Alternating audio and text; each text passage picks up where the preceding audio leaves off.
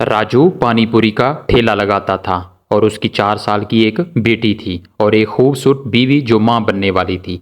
और इसी तरह राजू की फैमिली बढ़ती जा रही थी। इसी फिक्र में वो ज्यादा मेहनत करता था। सुबह सवेरे उठ के पानी पूरी तैयार करके जल्दी काम पे चला जाता था और शहर पहुंचकर अपने ठेले पे पानी पूरी को अच्छी तसल्ली से सेल करता बेचता और लोगों को इसके पानी पूरी बहुत पसंद थे, जिस वजह से ग्राहक भी आ जाते थे। राजू पानी पूरी खिला भाई।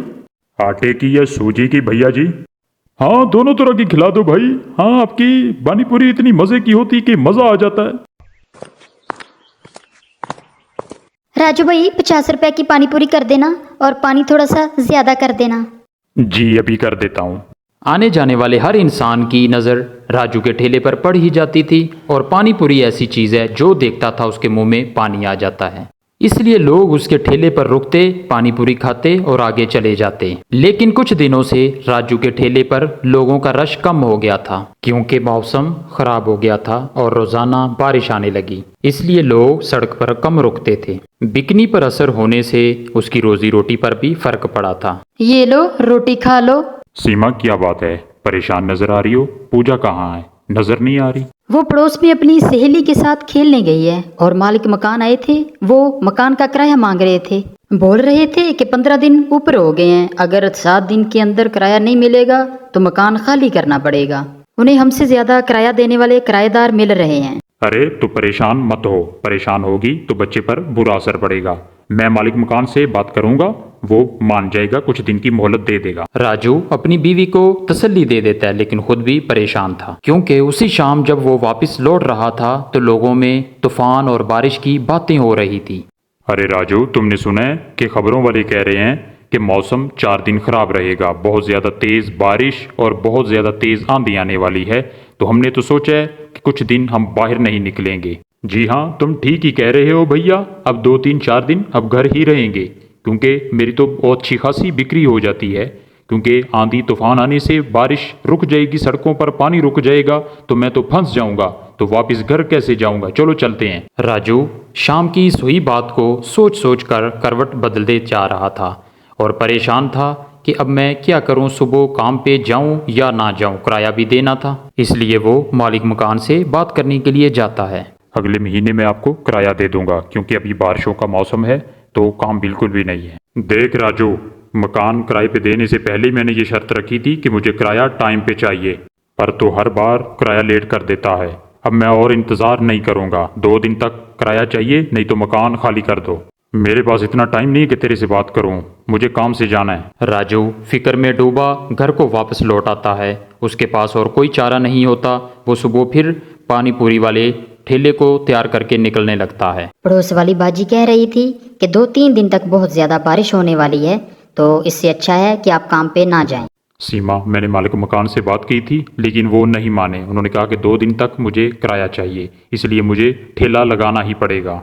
राजू घर से निकल पड़ता है अपना ठेला लेकर। जब अपनी जगह पर पहुंचता है तो देखता है आज बहुत कम ठेले आए हैं। उसे पता था कि सबने पहले ही मना कर दिया था, इसलिए सब 2 3 दिन घर पर ही ठहरेंगे। राजू अपना ठेला तैयार कर ही रहा था कि अचानक तेज बारिश शुरू हो गई और बारिश लगातार तेज होती जा रही थी और राजू का ठेला बारिश में भीग चुका था और उसका बहुत नुकसान हो गया था। है खुदा, कितना नुकसान हो गया। सोचा था कि आज पैसे कमाकर मालिक मकान को पैसे दे दूंगा, पर अब क्या करूं। आज तो 1 रुपए की भी कमाई नहीं हुई। घर वापस जाने के अलावा और कोई रास्ता नहीं है। चलो घर वापस चलता हूं। अब बारिश का पानी सड़कों पर भर रहा है, अगर कुछ देर और रुका तो यही फंस जाऊंगा। राजू घर जा ही रहा था कि उसने देखा एक गाड़ी तेजी से आती है, सड़क से फिसलकर दरख्त के साथ जोर से जा लगती है।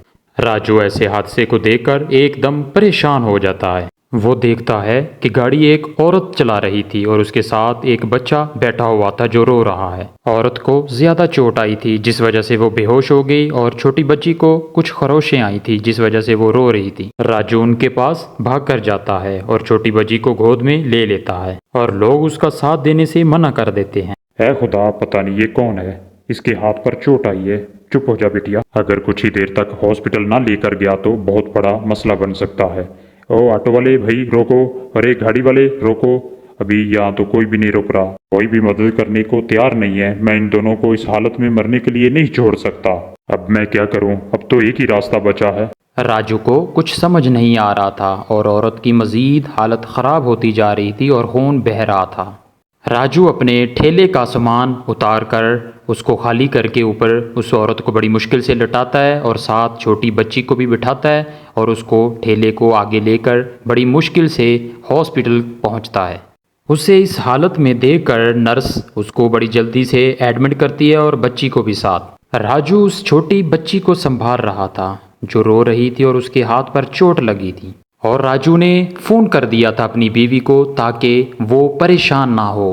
कुछ देर बाद उस औरत को होश आता है और वो अपने शौहर को फ़ोन करती है और कुछ देर बाद उसका शौहर भी पहुंच जाता है और अपनी बीवी और बच्चे की हालत देखकर परेशान हो जाता है। डॉक्टर, मेरी बीवी की हालत कैसी है अब?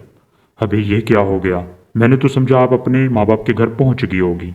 रोहित, मैं घर से निकली थी तब बारिश नहीं थी और जब मैं रास्ते में आ गई थी तो बारिश शुरू हो गई, जिस वजह से गाड़ी एकदम सड़क से फिसल गई और मुझे पता नहीं चला, एकदम दरख्त के साथ जा लगी। रोहित, ये भाई बहुत अच्छे हैं, इनकी वजह से आज मेरी और मेरी बेटी की जान बच गई। आपकी बीवी सही कह रही है, ये भाई बहुत अच्छे हैं। ये इतनी तेज बारिश में अपने ठेले पर आपकी बीवी को और आपकी बच्ची को लेकर आए थे। आपका ये एहसान मैं किस तरह चुकाऊंगा? आपने मेरे लिए बहुत बड़ा काम किया है। अगर आपका एहसान चुका दूं तो मुझे बहुत बड़ी खुशी होगी। साहिब, ये तो मेरा दिल ही नहीं मानता कि कभी किसी की मदद ना करें। अगर किसी की मदद ना करें तो वो इंसान ही कैसा। रोहित को पता चलता है कि ये पानीपुरी का ठेला चलाता है। वो देखता है कि राजू बहुत ही गरीब और मजबूर आदमी है और वो बड़ी मुश्किल से घर का सिस्टम चलाता है। राजू भैया, अब आपको परेशान होने की बिल्कुल भी ज़रूरत नहीं है, क्योंकि आपके मकान का किराया भी बढ़ जाएगा और घर की परेशानियां भी ख़त्म हो जाएंगी। आपकी अपनी पानीपुरी की और चाट की दुकान होगी जिसे खुलवाना मेरा काम है।